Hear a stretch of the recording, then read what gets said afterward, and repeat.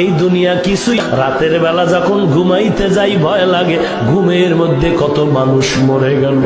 আমিও যদি মরিয়া যাই, আমার ছেলে মেয়েরা বেলের দিয়া জামা কাপড়গুলো কাইটা কাইটা রাখবে, আর বলবে, আমার বিবি বলবে, লাশটা বাইরে না বাইয়ারা, ঘরে আর পাহারা দেওয়া যাবে না। কেউ বাঁশ কাটার জন্য দৌড়াবে তাড়াতাড়ি, এরে আর জমিনে রাখা যাবে না, কবরে দাফন কর, বাঁশ বাগানে মাটি খনন কর, কলা পাতা দেরি কর, গরম পানির গোসলের ব্যবস্থা কর। এরে নবীর উম্মতের যুবক, কত তোমার মতো যুবক কলেজের ছেলেরা এসে হাত ধইরা কান্না করে দোয়া চায়, কয় হুজুর মাথায় হাতটা দিয়া দোয়া করে দেন। আমি বললাম, রে বাবা তুই কই পড়ো? বলে কলেজে পড়ি। তোর মাথায় টুপি দাড়ি লম্বা, কয় হুজুর দোয়া করেন, আপনার বয়ান শুনে এমন হয়েছে। আমি বললাম, কলেজের শিক্ষকেরা কি তোরে গালি দেয় না? যুবক কান্না করে বলে, হুজুর আল্লাহর শুকর, এই টুপি দাড়ির কারণে সব কলেজের শিক্ষকেরা আমারে বড় মহব্বত করে, এমনকি আমার ছাত্র ভাইরাও মহব্বত করে। আমার কলেজে যেই মেয়েরা ক্লাস করে ওরাও আমারে সম্মান করে, একটু পর্দা করার চেষ্টা করে, আমার সাথে তেমন হাসি তামাশাও করে না। কেউ যদি করতে চায় তারে ফিরায়, বলে ওরে তোরা কষ্ট দিবি না, ও আল্লাহরে নিয়ে আছে, ও নামাজ পড়ে, বাধা দিবি না। এরে যুবক, তোর পাও দুটো আগায়া দে, তোর পায়ে ধরে বলে যাই, তুই কি মনে করেছো কোরআন মিথ্যা, নবীর হাদিস মিথ্যা, জাহান্নামের বয়ান কি মিথ্যা?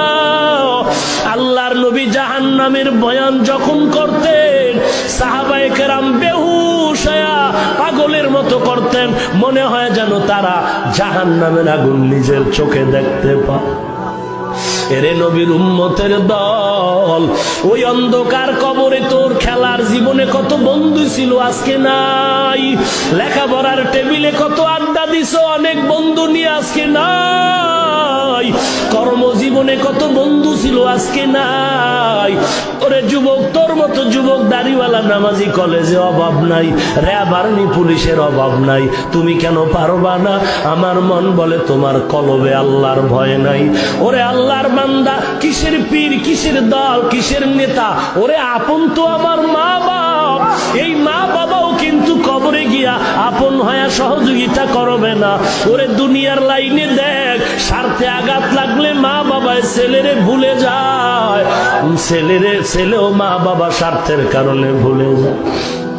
ওরে নবীর উম্মতের দল, ওই যে বরগুনা পটুয়াখালীতে সিডর হয়েছিল কয়েক বছর আগে, হয়েছিল, ওই সিডরের সময় শুনছি আল্লাহর এক বান্দা, স্ত্রী ঘরের মধ্যে, মাগরিবের সন্ধ্যা ঘনিয়ে কালো মেঘ, ঘরের মধ্যে পানিগুলো ঢুকতেছে আর বাতাস সিগন্যাল চলে, ঢেউ ঢেউ চলছে।